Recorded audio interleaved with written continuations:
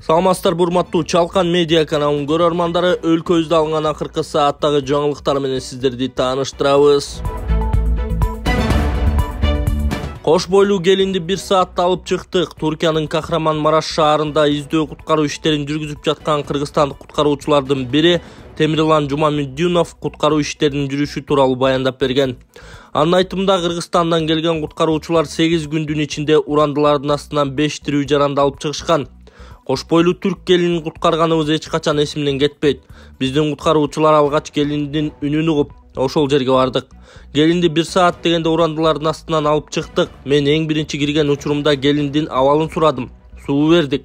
Келинди жакындары бизге өз ыраазычылыктарын билдиришти, дейт куткаруучу. Темирлан Жумамуддинов кыргыз куткаруучулары бир эмес 2 адамды келинди ичиндеги наристеси менен куткарып жаткандыктарына төбөлөрү көккө жетип, бир башкача сезимде болушкандыгын кошумчалады.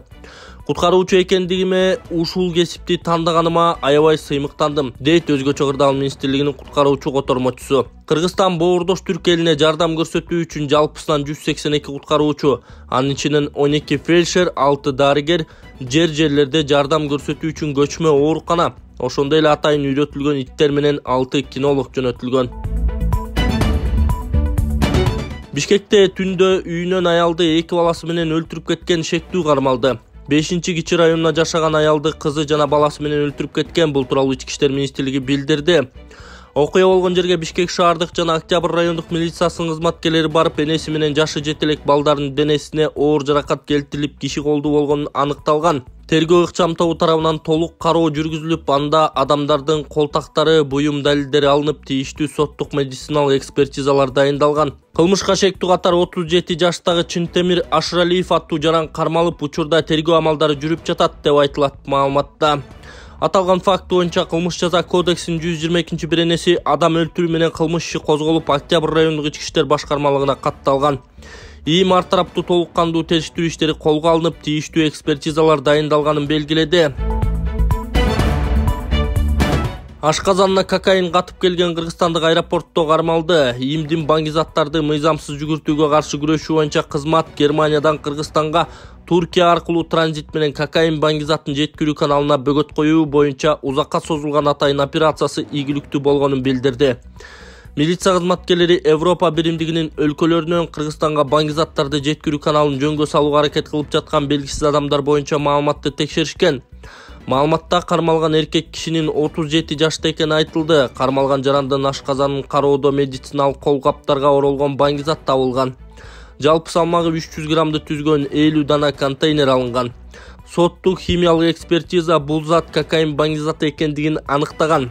ТВ аттуу бул жаран Германиядан кокаин сатып алып, аны Кыргызстандын аймагында сатууга аракет кылган, деп билдирди маалымат кызматы. ИИМден баңгизаттын бул түрү Кыргызстанда биринчи жолу ири өлчөмдө табылып жатканын, аны 1 граммы көмүскө базарда 500дөн 2000 долларга чейин тураарын айтышкан.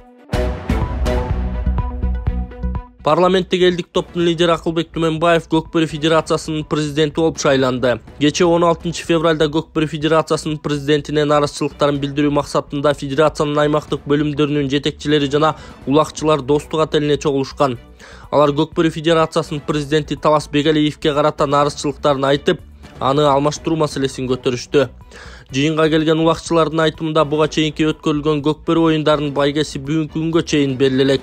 Жыйындын соңунда федерациянын президенти Талас Бегалиев кызматтан алынып, анын ордуна номер 35 Ак Суу бир мандаттуу шайлоо округунан шайланган. Жогорку кеңештеги элдик топтун лидери Акылбек Түмөнбаев шайланды. Чеки спортчу депутатка талапкер эне балдарды өлтүрүүгө шектелген адамдын таржымалы. Бишкекте энесин жана 2 баласын өлтүрүүгө шектелип кармалган жаран УКМКнын 9-кызматынын кызматкери экени белгилүү болду. Эскерте кетсек, кечээ кечинде 5-Кичи райондогу батирлердин биринде 51 жаштагы аял жана анын 17 жаштагы кызы менен жашы жетелек уулу киши колдуу болгон. Милиция бул кылмышка шектүү катары Чынтемир Ашыралиев аттуу эркек кишини колго түшүргөн. Маалымат булактары билдиргенде, ал УКМКнын 9-кызматында мамлекеттик күзөт кызматында эмгектенип пенсияга чыккан.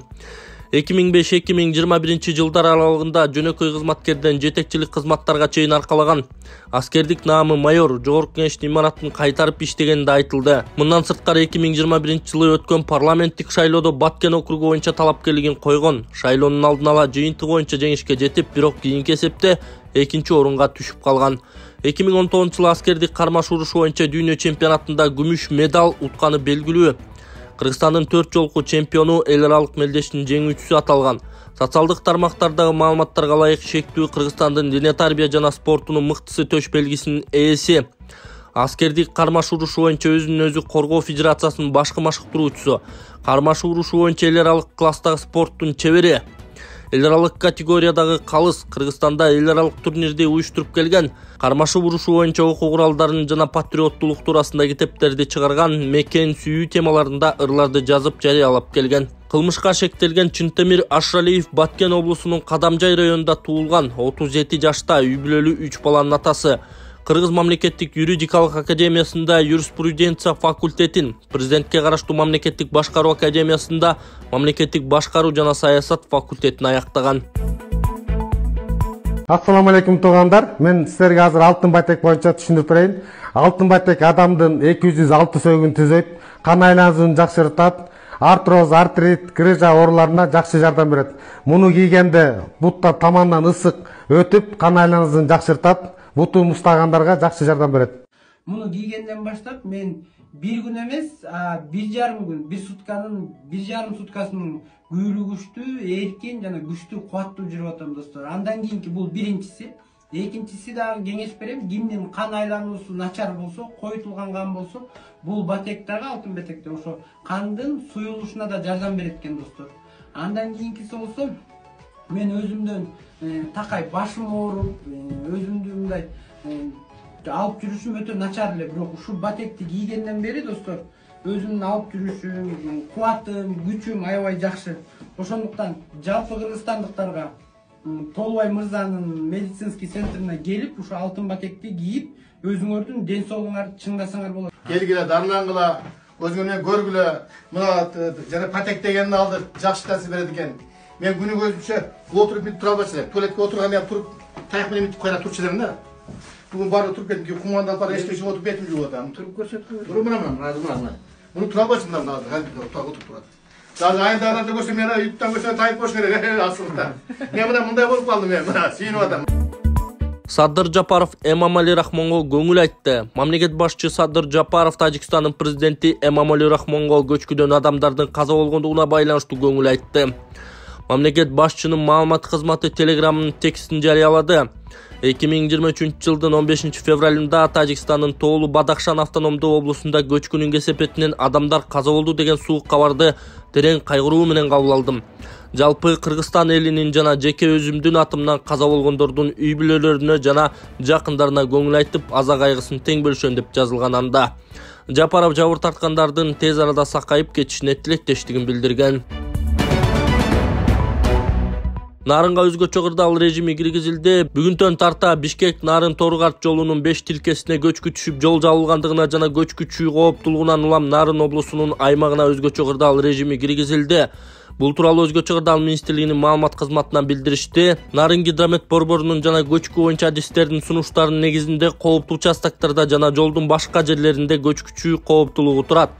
Андан улам президенти Нарын облусундагы ыйгарымдуу укуктуу өкүлүнүн буйругу менен аталган дубандын аймагында өзгөчө кырдаал режими киргизилди деп айтылган Нарын мамлекеттик администрациясынын маалыматында. Карды тазалоо максатында Нарын шаардык номер 16 өзгөчө кырдаал министрлигинин 5 куткаруучусу жана бир нече атайын техника тартылган. 19 февралга чейин Бишкек Нарын Торгарт жолу 272 чакырымынан Сары булак участкасынын 319 чакырымына, Бейше булак участкасына чейинки аралыгы убактылуу жабылды деп билдиришти өкүлчүлүктөн.